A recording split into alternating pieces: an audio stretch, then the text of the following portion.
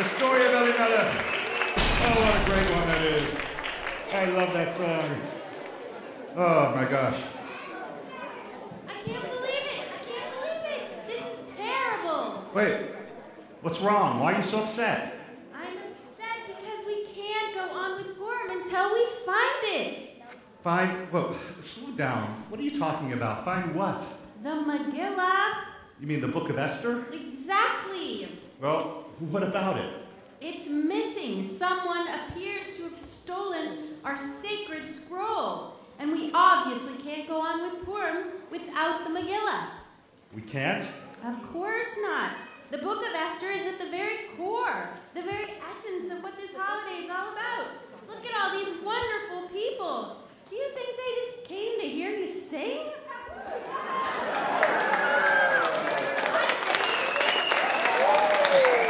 Maybe, just a little. Don't be silly. They came to hear the story of Purim, to recall how our people were snatched from the depths of disaster and elevated to the heights of freedom by a few courageous Jewish souls. It's an amazing story. I agree. So, what's the problem? Let's go ahead. Tell the story. We can't just tell the story of Purim without the Book of Esther. It just doesn't seem right. We have to find it. All right.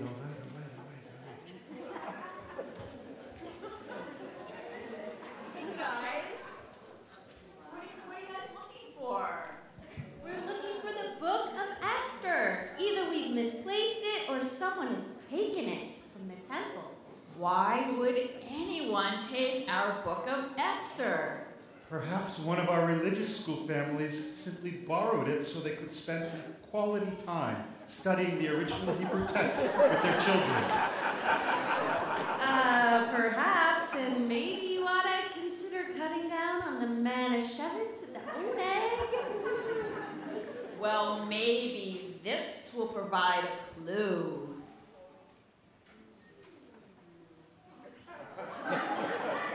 You think a cookie is going to provide us with a clue? It isn't an ordinary cookie. It's a cookie gram. You mean maybe there's a message in that cookie? Hey, I don't make this stuff up. I just read what's in the script. Okay, so what does it say? Beats me. It was just sitting in the office with a note to the cantor saying, "For your ears only." That's so weird. I mean, why not just send a note or an email or a tweet or something? But a cookiegram, that's just weird. Maybe the sender didn't want there to be any evidence left over after the message was delivered.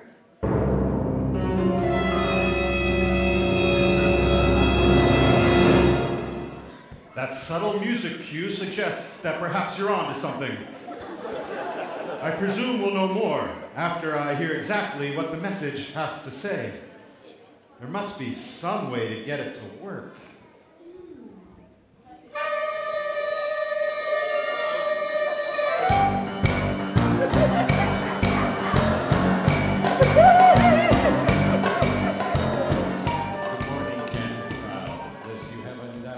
Discovered by now, your sacred Book of Esther has been stolen from the synagogue. You see? I told you so! Let's listen. Please receive the tip-top, really secret file hidden in plain sight on the Bimit chair beside you. No! The other chair. Our intelligence sources tell us that this is part of an evil plot to prevent the Jewish people from celebrating the holiday of Purim. We have also learned that this dastardly deed has been coordinated by a member of the royal family's inner circle. The royal family resides within the palace of Shushan. Shushan? Where is that? I'm glad you asked. Shushan is located near a town that few have ever heard of, a place called Golita. The ruler of Shushan is a somewhat benevolent dictator known as King Ahasuerus. Among his closest advisors is his... Among his closest advisors is his prime minister, an evil, brooding, hair-challenged dude named Haman.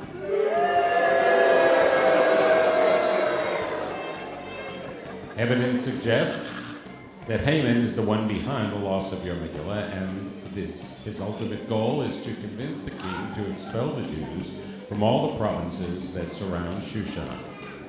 Oh no! That's horrible! What are we going to do? Your mission, should you choose to accept it, is to infiltrate the palace, replace the queen with a member of your elite team, and convince the king to bring Haman to justice and save the Jews of Shushan. You have 20 minutes. 20 minutes? He's got to be kidding! I am a recording. I am incapable of kidding. As always, if you or any member of your mission Improbable force were to be captured, the rabbi will disavow any knowledge of your team. Good luck, Cantor Childs.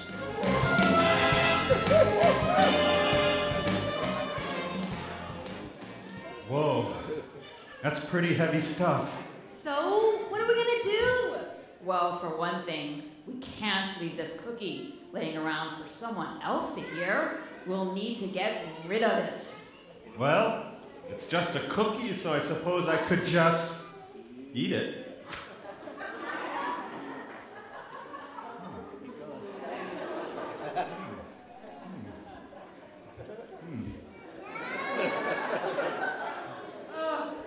I'm not sure that was such a good idea. As always, this message shall self-destruct in 5 seconds.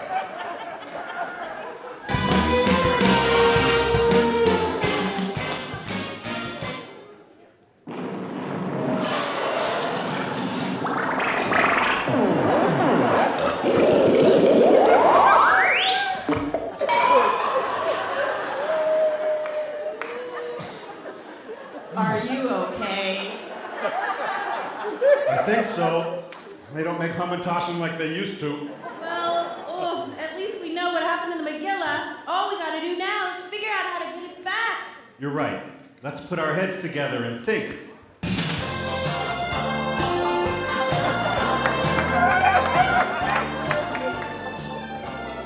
This isn't working, is it? I don't know. I kind of like it. We're wasting time. We have less than 20 minutes to get this done. Okay, not to worry. I've already concocted a plan. Wow, how'd you do that so quickly? Experience, my dear, experience. You see, I've been doing these Purim spiels for quite some time now, and the answer is almost always written down right here at the back of the script. You see, there it is. He's right. It says right here that this first step to the mission Improbable team is to build a team and then brief them on the plan. Exactamundo, my Talmudic teammate. And that's just what I intend to do. Deborah, can you assemble the team? Sure thing. Hey, hi everyone. What's going on? I hope this is going to be fast. We still have a lot of setup to do for the Purim Carnival. It's true, but that's the least of our problems. There won't even be a Purim Carnival if we can't get our Megillah back. Get it back? I didn't know it was missing. It is, but fortunately, we have a solid lead on who the culprit is. And that's where you guys come in. Excuse me. I don't mean to seem rude, but what in the world are you people talking about? Didn't you brief him? Sorry about that. Benji's still kind of new to CBB, and we haven't had time to tell him about his role in the Purim spiel. What Purim spiel? Benji! It's nothing to worry about. You see, every year we come together and reenact this famous story of Purim. It's painless. A little fun, a little theater, a little song. A little song? You mean he wants us to sing? I know, it kind of took me by surprise my first year here too, but 2 or 3 months from now, you might eventually eventually recover from the actual embarrassment, and you may even look back and remember it as, well, kind of enjoyable. Almost enjoyable? Aw, come on. I love the Purim spiels. What's the plan? I'm glad you asked. You three are going to infiltrate the royal palace, where you'll influence the king to make decisions that will ultimately make it possible for Mordecai and Esther to swoop in and save the Jews from a super sinister schlemazel named Haman. And I suppose I'm going to be the narrator again. Precisely. Great! Less than 3 years on the job and I'm already typecast. Okay. Okay, so you've told us what everyone else is going to do. What about you? What about me? What about me, you ask? Well, I'm going to give this all some very careful thought, great consideration, and detailed analysis. And I plan to do all of that after I sing a song. He's gonna sing a song? Now? You are new to this, aren't you? That's how it works. That's kind of how this thing works. Come on, let's go backstage and put on our costumes. I'll explain it to you on the way. Costumes? We're supposed to wear costumes? None of this was written in my job description. Okay, looks like this stage is clear, so I'll take my seat on over there and you can let her rip. Well, it's a one for money, for the show, a Jewish secret agent. Hey, not cool, don't you mess with my Shushan Jews. Well, you can do anything but lay off of my Shushan Jews.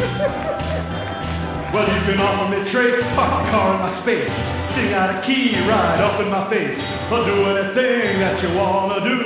But Bobby, lay off of them Jews. Now don't you mess with my Shushan Jews.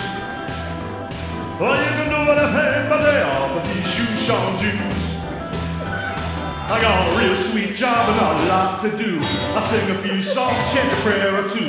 I do pretty much what I want to do, as long as y'all keep a paying your dues. But don't you mess with these Shushan Jews.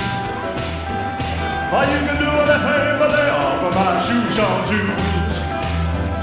Well, it's one for money, two for the shul, a Jewish secret agent. Hey, ain't I cool? Don't you mess with these Shushan Jews.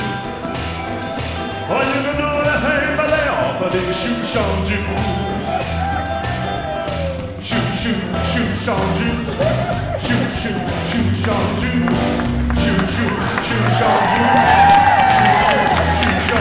Or you can do anything but lay off of these Shushan Jews.